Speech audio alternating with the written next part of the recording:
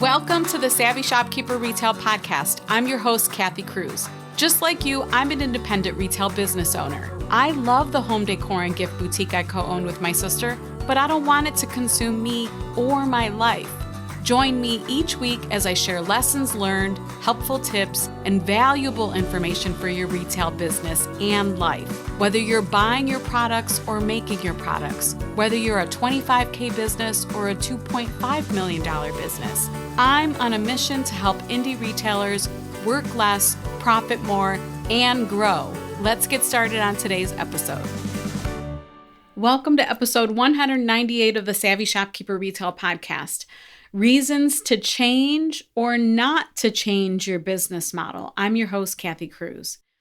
It's mid-November as I record this. I guess maybe a little bit later than that. It's actually later in November. And I recently returned from an all-girls trip to Cancun to celebrate my 50th birthday. And I have to say there was a time when my limiting beliefs would have kept me from doing something like this, from treating myself to such a trip, and from asking 15 plus besties to join me in Mexico, believing that they wouldn't spend that much to celebrate my birthday. I have to credit my husband for nudging me to do this. However, I will give myself credit for going all in on this trip, regardless of how uncomfortable it felt to ask some super busy business owners, moms, friends, and career women, those are all my besties, to join me. Well, I'm very happy to say that 7 of my besties joined me, and it was incredible. It's the best gift I may have ever given myself. It's exactly what I needed. I'm so grateful to be surrounded by women who lift me up and cheer me on, and that's what my besties do for me. For women who understand who I am and love me just the way I am, quirks and all. I can honestly say, I haven't laughed so much and relaxed so much in a long time.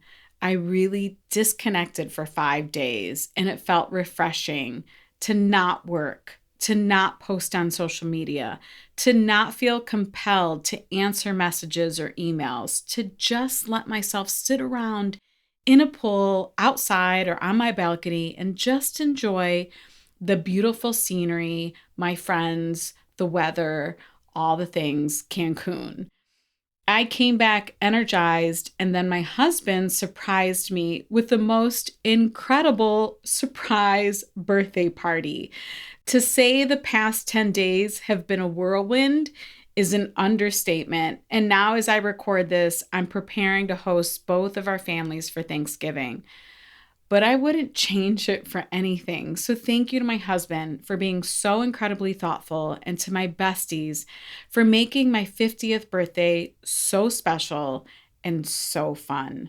I know I don't always talk about the personal things, but this was really big for me this year. So I wanted to make sure that I mentioned it. I also want to mention it because I often have people in the Savvy Shopkeeper community tell me, thank you for showing me what's possible. Because as women who put everyone else first before ourselves, we often underserve ourselves. And I love when people tell me, thank you for showing me what's possible. So I don't share these stories to brag about these past 10 days. I share them because I think it's important that we show each other what we are capable of doing, what we're capable of becoming. And for me, the past 10 days, it was a huge win. So I want to make sure that I stress that to all of you, and that I say thank you to the people who lift me up as they have over the past couple weeks. It was incredible. It was just really incredible.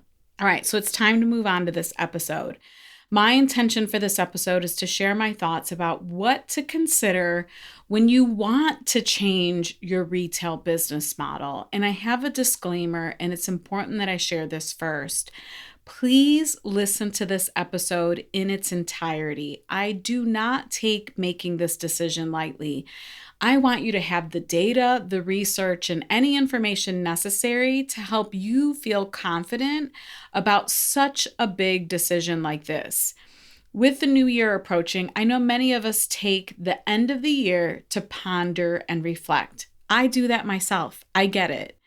We think about what's been working and what hasn't been working. We tend to start thinking about the things we can change in order to make our businesses and our lives better. For some, it'll be minor changes, but we always hope with those minor changes we get big impact, right? And for some others, you might be considering some big changes, like a revamp of your business model, meaning maybe shifting from an apparel store to a home decor store, or shifting from home decor to a full gift shop. I'm not just referring to going heavier on one category in your business. I'm talking about changing it all and maybe even adding a full rebranding project too, new name, new logo, new mission, all the things. But before you do that, I want to help you have a conversation with yourself about why and does it make sense? Over the years, I've seen some store owners disregard what their customers were telling them in order to chase after maybe a store that they wanted selfishly for themselves, or a store that they thought would bring them more success. So this conversation that you're going to have with yourself is incredibly important because I want you to see the whole picture. The problem isn't always your product lines. It's often the store owners thinking that's the problem. So for instance, if you're wondering, okay, Kathy, what does that mean? For instance, maybe one of your categories or services is doing incredibly well, like so well that you're drowning in it and it's bottlenecking your business and it's exhausting you. But the question I have for you is, are you just afraid to raise your prices, set boundaries, and create systems so you can go from drowning to swimming? And then that wouldn't mean completely revamping your business model to get rid of something that you think is a pain point, but in fact is your zone of genius. It's the area of your business that customers want more of. So I want to really dig into this topic. So let's start with some of my thoughts on when to change your business model. If I were to break this podcast episode or this topic into 3 areas, it would be when to change your business model, when not to change your business model, and the third one is when you might consider changing your business model. So if you're trying to figure out where I'm going with this, those are the 3 areas. And the first one is when to change your business model. And there are two areas or 2 points where you would do that is when you want to provide your customers more value. Your customers are asking either directly or indirectly for something else other than what you carry. Do your customers come in and they're always asking, do you know of a store that carries this? Or have you ever considered carrying this? And the topic comes up over and over again, but maybe your brain immediately just shuts down. You're like, nope. This is my store. I'm not changing it. Take it or leave it.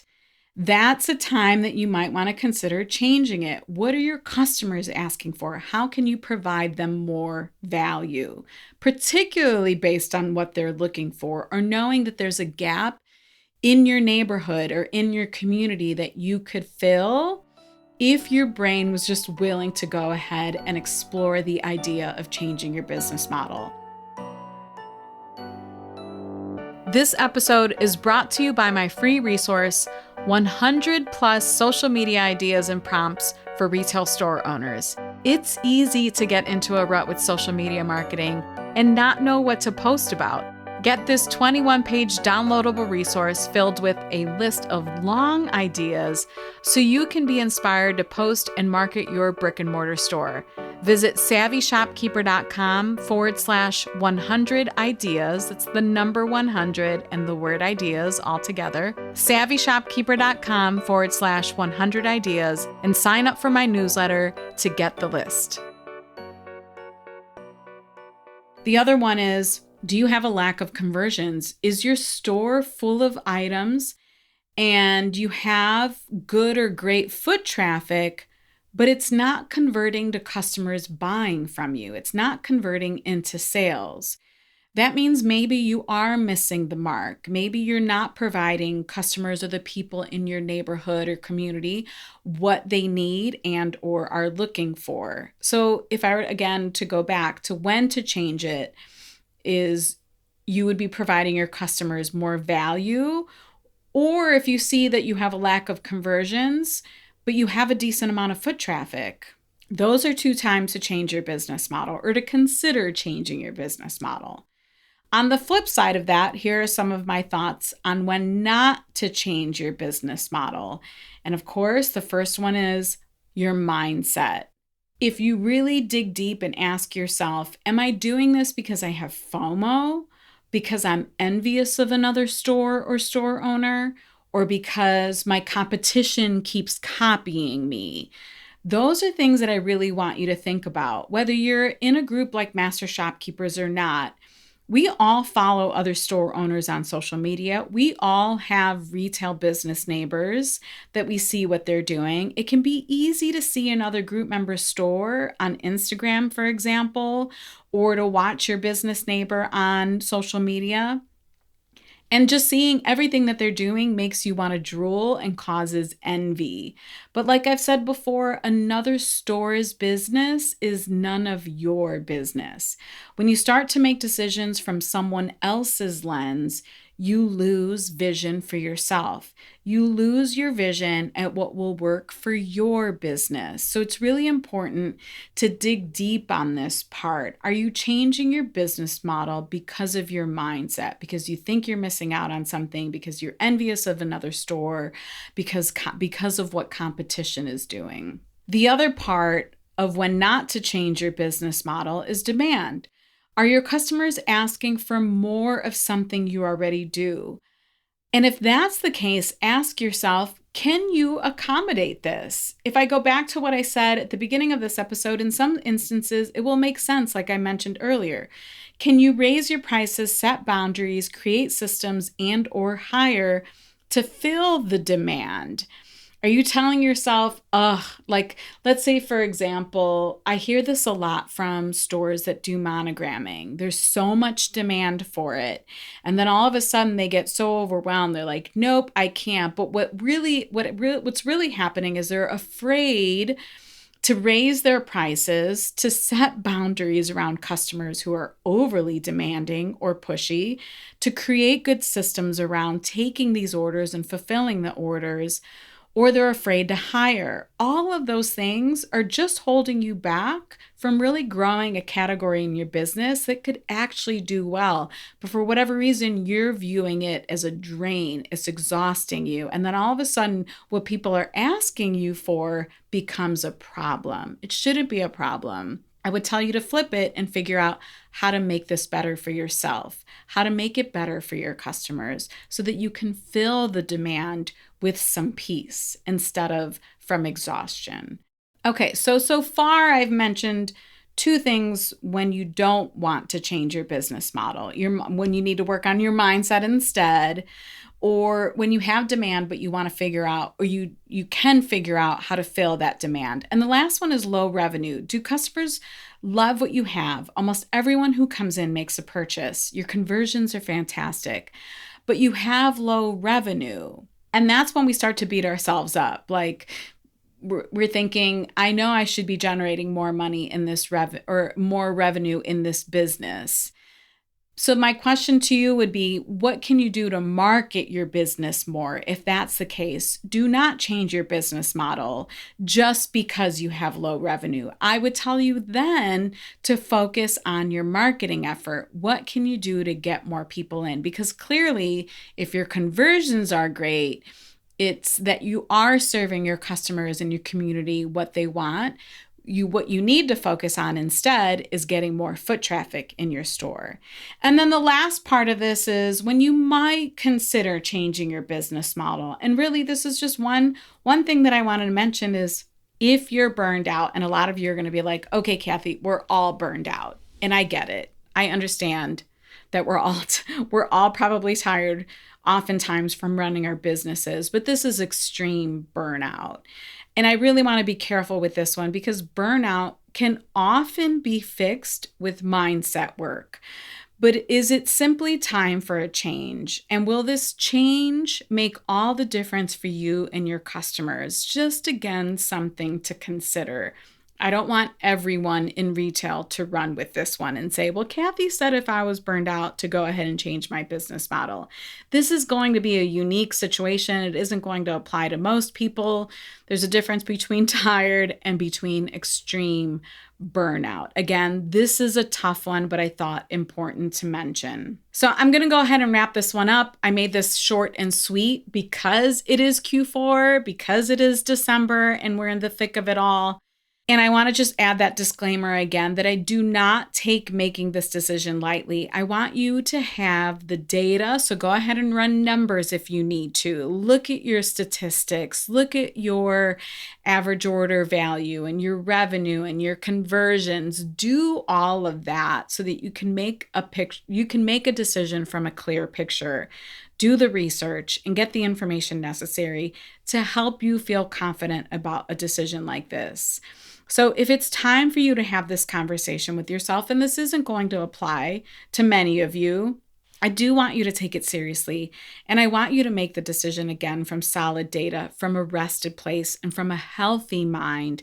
Otherwise, you're risking an already good thing. I'm going to say it one more time. Otherwise, you're risking an already good thing that could get better. If you found this podcast episode helpful, please share it with a retail business friend or leave me a rating and a review on Apple Podcast. I really appreciate it when you do that. If you want to see the show notes to this episode or find links to anything I mentioned, visit my blog at savvyshopkeeper.com/episode 198. Until the next episode, be savvy and boss up.